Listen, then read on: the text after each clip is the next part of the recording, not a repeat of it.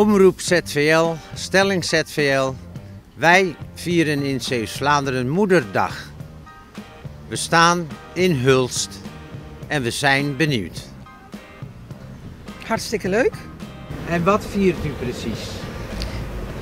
Nou, ik persoonlijk gewoon dat ik moeder ben. Vroeger was het meer met de kinderen klein. Natuurlijk, nu viert iedereen het met zijn eigen gezin. Hè? Mijn zonen met hun vrouwen en de kinderen. Dus is het iets minder, maar Moederdag is ook altijd een heel leuk feest. Ja, ik heb zelf een zoon die woont ver weg. Die woont in Zwijndrecht, vlakbij Rotterdam. Dus ja, die zal ik niet zien, denk ik, want die is op dit moment niet lekker. Maar ik hoop dat hij aan me denkt en dat het allemaal goed gaat en zo. Dus voor de andere moeders wens ik allemaal een hele fijne dag.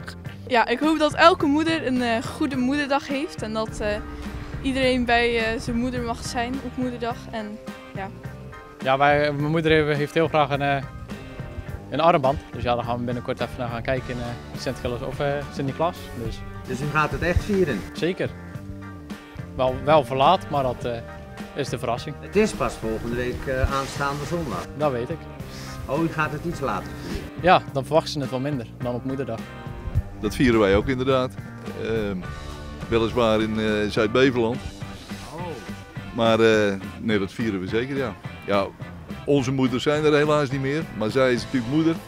En ja, we vieren het altijd wel met de kinderen, ja. En de kleinkinderen inmiddels.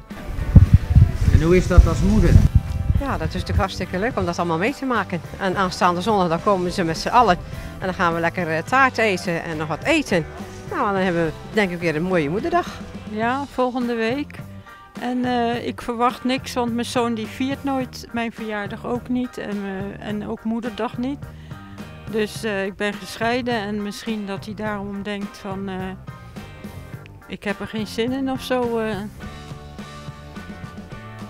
En hoe viert u uw eigen moeder die niet meer leeft? Nee, die leeft niet meer. Daar denk ik wel eens aan. Maar ik wil niet steeds maar aan haar denken, want dat is zo lang geleden al. Maar als we nou eens op moederdag 2 tompoezen eten, die van moeder ook?